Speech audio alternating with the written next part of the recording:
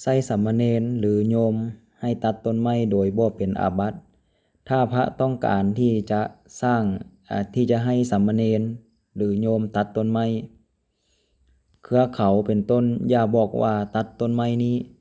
ถ้าบอกว่าตัดก็จงถ้าบอกว่าตัดอย่าเจาะจงต้นไม้เพียงเว้าเพียงว่าจงตัดต้นไม้เครือเขาเป็นต้นคือบ่ให้เจาะจง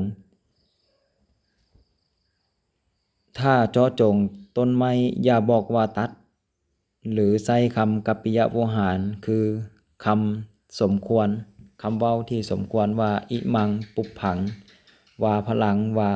สนะวาชานะแปลว่าจงฮู้จงฮู้ดอกไม้นี้หรือมากไม้นี้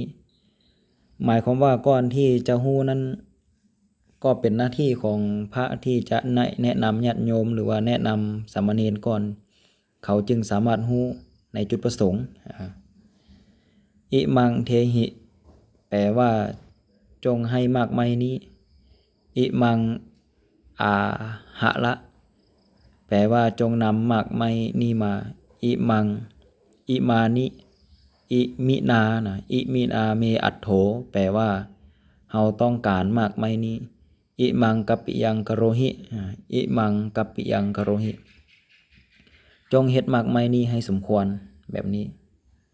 เว้าเป็นภาษาลาวก็ได้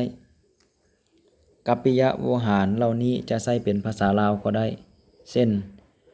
จงฮู้ดอกไม้นี้เป็นต้นหรือจะใช้คำบาลีย่อๆเช่นกัปปิยังกโรหิเทหิอาระหะชานะอัตโถคำใดคำหนึ่งก็ได้ตัวอย่างเพิ่มเติมที่ท่านแสดงไว้ว่าจงฮู้มูลเภสัชนี้จงให้หากไม้หรือใบไม้นี้ก็ดีจงนำต้นไม้หรือเครือเขานี้มาก็ดีเฮาต้องการดอกไม้หมากไม้หรือใบไม้นี้ก็ดีจงเฮ็ดต้นไม้เครือเขา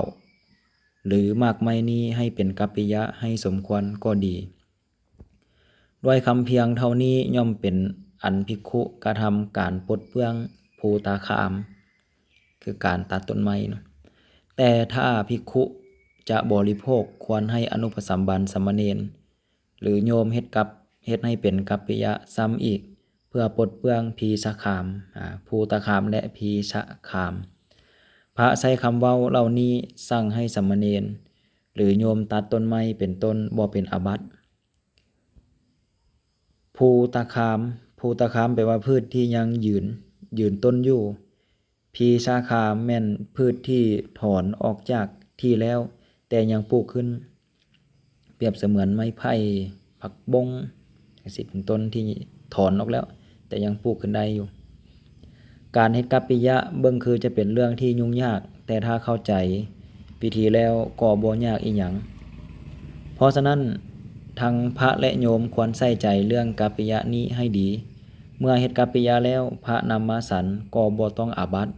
และโยมผู้เฮ็ดกัปปิยะก็ได้ชื่อว่าเป็นผู้ช่วยพระให้พ้นจากอาบัติอีกน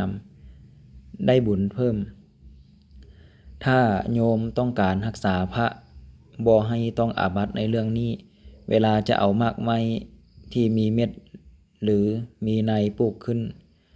ได้ไปถวายพระทางที่ดีควรแกะเม็ดออกก่อนถ้าผักสดควรเป็นผักที่ปลูกบ่ขึ้นเช่นผักกาดขาวผักคะนา